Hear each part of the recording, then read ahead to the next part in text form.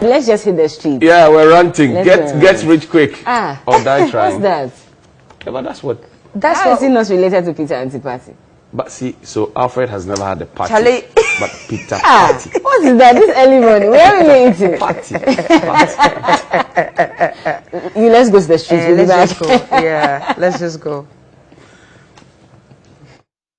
Some murder of a 10-year-old boy at Kasua for alleged ritual purposes has come as a shock to many Ghanaians, especially considering the ages of the suspect, which is 16 and 17 years old. Today on Daily Rant, we will be engaging with some youth here at Ayigya Zongo on this issue and find out what they make of this new syndrome of get rich quick. As a youth, how did you feel when you heard that 2 young people have allegedly killed a 10-year-old boy or 11-year-old boy for money rituals? Yeah, I felt really sad. I felt really bad for how the country is moving right now. You know, the influence on money rituals and other stuff like scamming and all those things are really affecting the movement of the country, and I think it's really bad. I'm going to blame the system and then the unemployment problem that we have in the country. Understand? If the system was very conducive for every graduate to get work, I think the issue of this fraud and this kind of rituals, it will be there, but it would have been less. You understand? Right now, as a graduate, I've applied more than 20 applications right now, and among the 20, I've spent more than 1,000 cedis for bribe and this kind of agent fees and stuff. You understand? So we don't know the kind of country that we are inside. You understand? And now we don't know our left, we don't know our right, we don't know whether the school that we went is the good thing, or when we didn't go, that is going to be the benefit for us. You understand? So this country, we have to just be careful, because if we don't do that, it's going to cause a lot of problems. Because as I'm talking to you right now, I was having a friend that has been talking to me like he's tired and he's ready to do everything, to do anything. So you have to look on that. So you also believe the frustration of unemployment also contribute to this? Well, it plays a bigger role in such acts.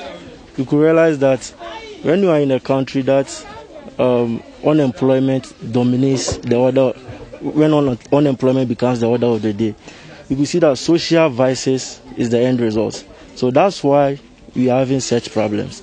If the government comes to our aid to create more employment for the Ghanaian youth, it is going to help curb the issue of fraud and rituals. It shouldn't be encouraged in our societies, but it also goes to how we entertain or hype those young youth in cars in our society. When you come here, when you see someone in car, the way when he comes within, the way we hail them is far better than those without nothing. So it's not good. We shouldn't encourage that. We shouldn't encourage that. As my brother said, it's the socialization.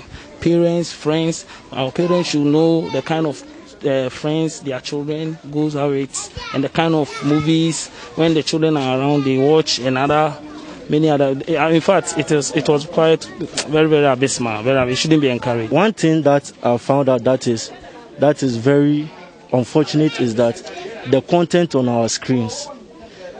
You will see that if you switch on your television, the most dominant content is money rituals and money doublers, those who are involved in such acts. And the NCA needs to take actions to curb such acts so that we can move forward as a Ghanaians. Lately, some stuff have been trending on social media about youth making sure they don't die poor regardless of where they are coming from.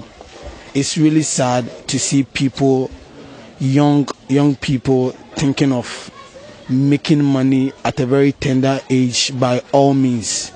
And then secondly, I think the content on our television is really playing a very big role in this money ritual thing. I think the government need to step forward and fight against all those things. What I can say is that life is about knowing yourself.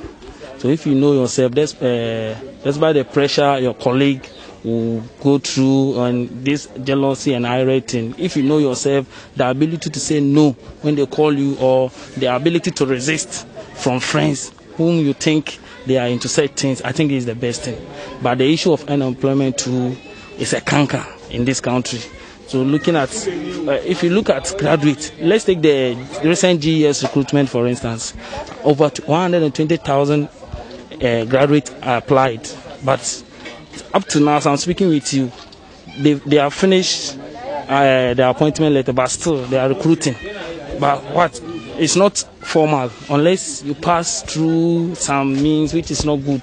You have to pay. So it boils down to unemployment also, which is very, very, very unfortunate. So I think the government should do something about it. And also what my brother said with regards to the kind of adverts we do or we see on our TVs, it's not good. It's not good. It shouldn't be encouraged. It shouldn't be encouraged. I think the government and the major corporate institutions in the country should step forward and do something better for them. So, thank you very much. That was the discussion here. Now, the messages are simple. They are blaming all these things on the issue of unemployment, the growing unemployment in the country, and also some of the content on our television stations which have to do with money doubling and money rituals. So they want government to take steps to address these challenges.